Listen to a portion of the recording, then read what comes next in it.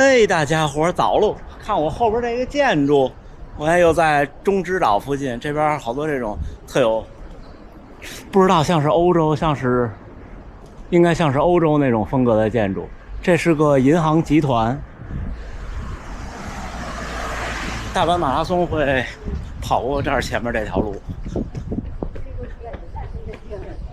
今天是8月9号，星期五，现在清晨5点37。那今天没有昨天日出那么亮。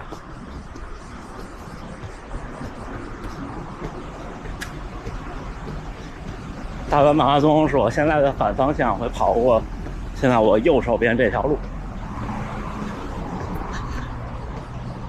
这个是三井住友银行的产业。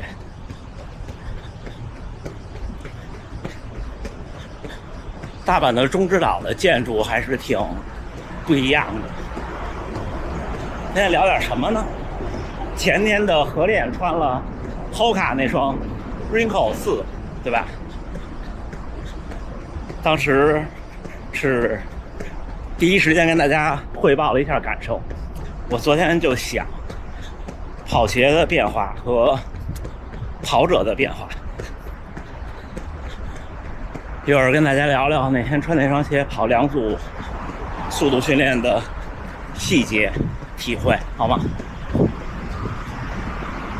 小伙伴们看前面这个桥，这就是昨天日出我开机的那个地儿，看看今天怎么样。哎，这个地儿的构图特别的好看，看今天的太阳哦。今天跑到这儿比昨天晚10分钟，因为我多绕了一圈，金光灿灿的。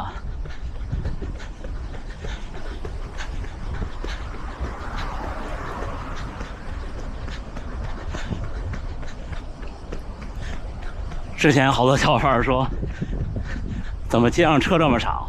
那是因为早啊。要是这个时间的北京，我跑的路比这儿车还少。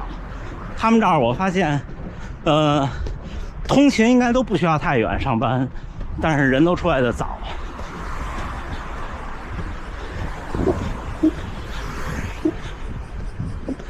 这两天一直穿的是飞影的 PP 4.0。我当时在想，100公里其实穿这个也是个好选择，但是估计穿什么脚指甲都得掉，因为可能大家指甲都会受伤100公里。但是那天那个 Hoka 那双鞋穿完，哎，我真的觉得我进步了。为什么呢？因为那双鞋那天刚穿上，慢跑的时候还觉得还行，除了觉得软一点以外，就是踩下去以后有那个就往下旋那一下，但是呢还是挺弹的。那天不是碰到观众了吗？我们往集合点跑的时候，我说咱们这200米快跑试试，也跑到4分，也觉得还行。所以当时我在节目里说，我们今天就穿它，对不对？然后跑第一组的时候，刚跑了200多米，就觉得不行了。是什么感觉呢？就觉得把鞋底踩没了，就是那个软也感受不到了，或者说感受到了一点点。但是往起抬脚的时候，你会觉得还不如不穿鞋。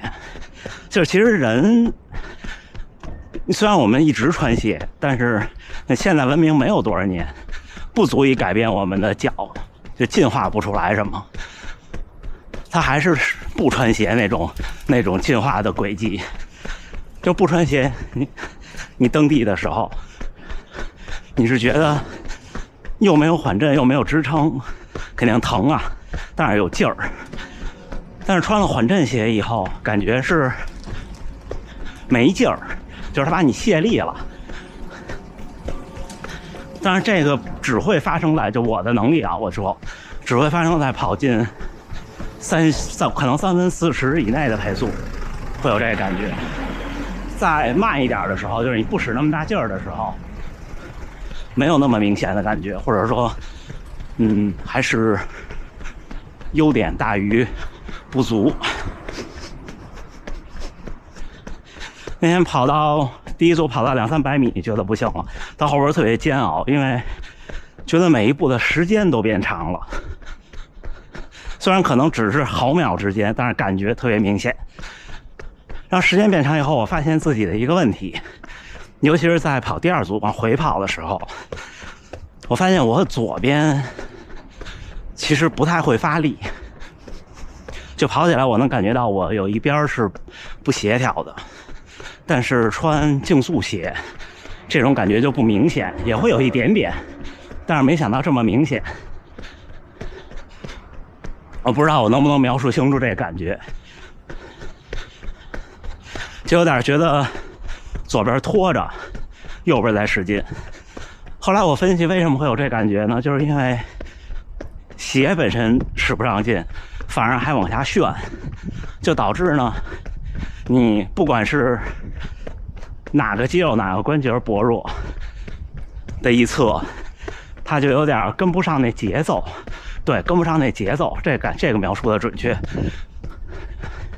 就是我觉得我的左腿应该蹬出去了，我觉得我左腿已经应该抬起了，我觉得我应该已经就是使上劲儿了，然而并没有，就它还在地下待着呢，就这么个感觉。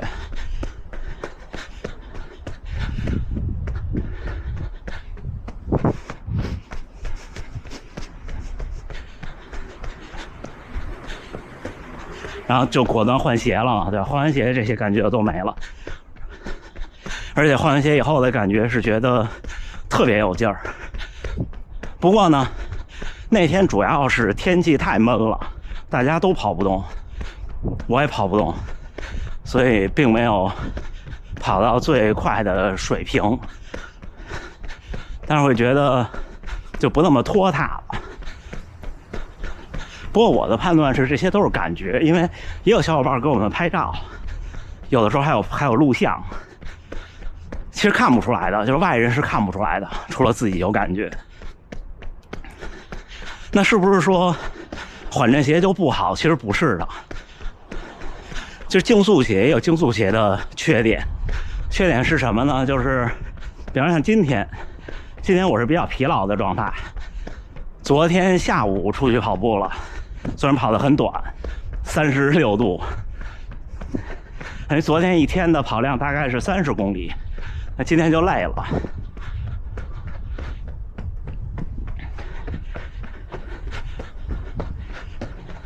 累了以后觉得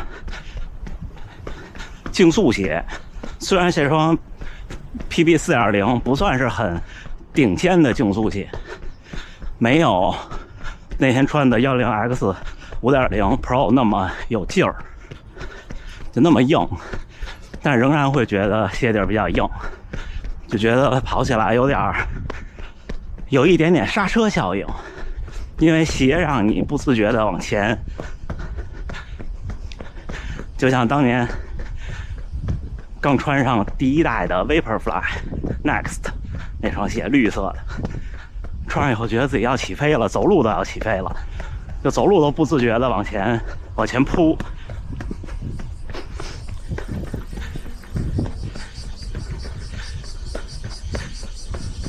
所以我的判断是，如果100公里的时候我穿一双不那么激进的鞋，可能刹车效应来的会晚一点。我当时穿特步那双是大概在60公里以后感觉到开始有刹车效应了。那如果是80公里以后，可能指甲会受伤程度轻一些。但是你换来的是什么呢？换来的可能是你前面会慢一些，因为你觉得没那么大劲儿嘛，对吧？所以不是缓震鞋不好，或者竞速鞋一定好，而是你看你今天的需求。就比方说那天，如果我的目标训练不是1公里的间歇，就是简单的轻松跑，甚至对我来说，比方说跑个稍微慢一点的节奏跑，配速在4分15吧，我就这么说，在4分15以外，那双鞋还是很不错的，因为它那个鞋底是特别大一圈，就感觉特别的稳固。但是有一个事儿我不能客观的说，就是关于磨脚。为什么呢？因为那天给我们试的鞋大多数是宽版，就是加宽的那种版型的，因为小伙伴们说那双鞋会比较窄，所以就选了加宽版的，然后导致我跑得快的时候，脚会在鞋里有左右的扭动。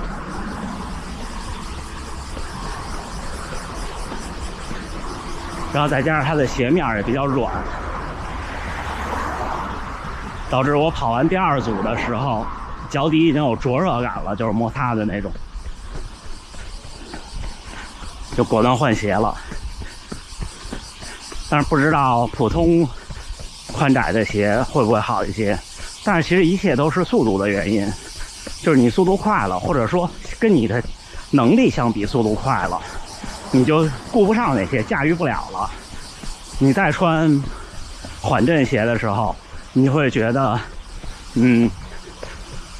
就是这个东西拖你的后腿了。而如果我是一个，就比方说我像会长那样，我能三分配速巡航，那我可能穿那个鞋跑到3分40，我也不会觉得有太不适，因为我不需要它给我那么多的力量和支撑，就这么回事儿。所以我一直不排斥新的材料和碳板，因为这些都是帮你提升你的训练水平。就我一直不认为说，比方说我们带个沙袋负重，这种能够提升训练水平，我觉得不是的。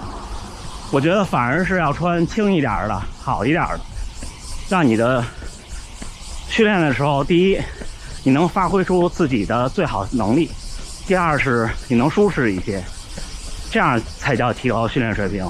我可能理解的不对，或者跟您想的有偏差，但是这是我的主观想法。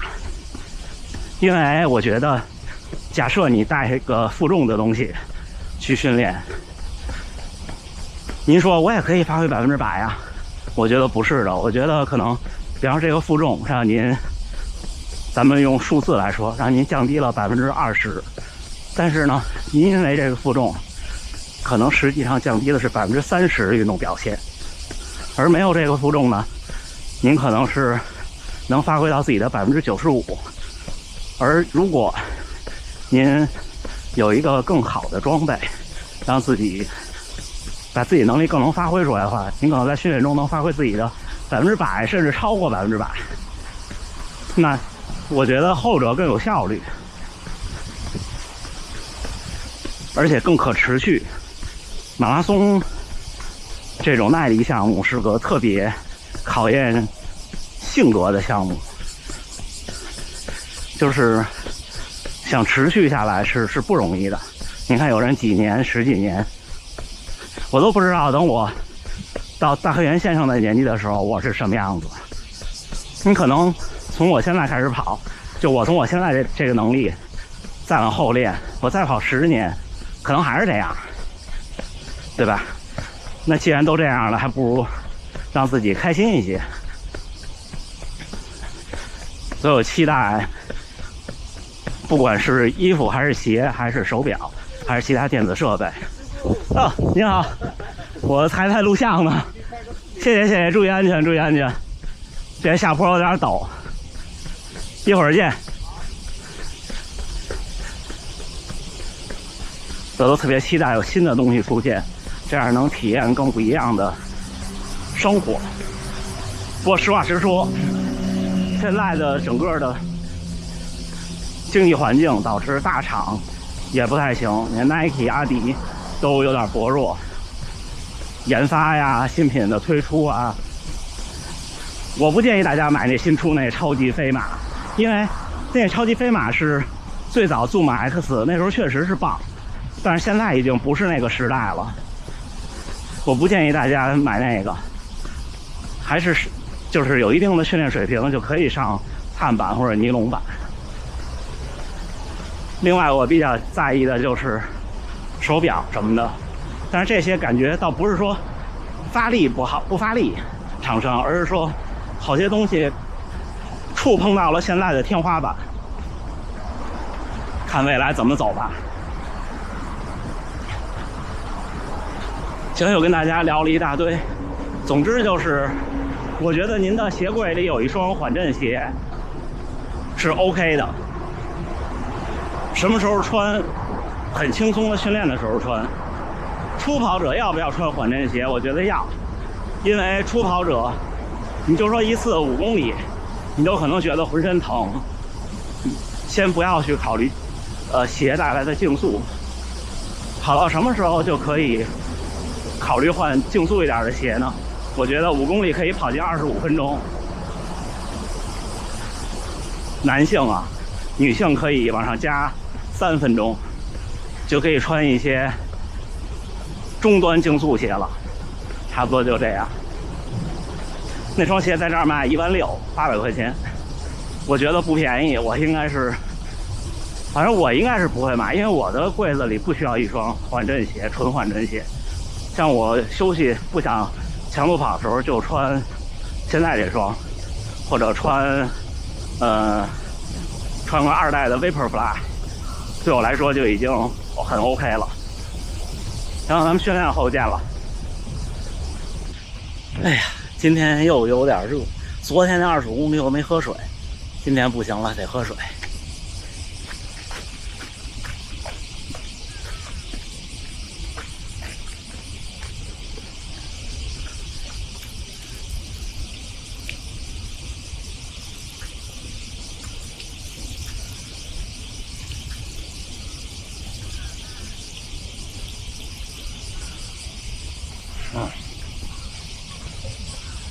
我不太懂这种手动灯，刚放出来的是凉的，过一小会儿就是温的，可能跟管道分布有关系。行，继续，准备往家跑了，差不多13公里多现在。哎，8月9号星期五清晨6点47训练结束，今天第3个训练日，跑了17.3公里，平均配速5分06，心率136。天是稍微凉了一些，心率下来了，但是今天比昨天热，今天有点湿度比昨天大，体感。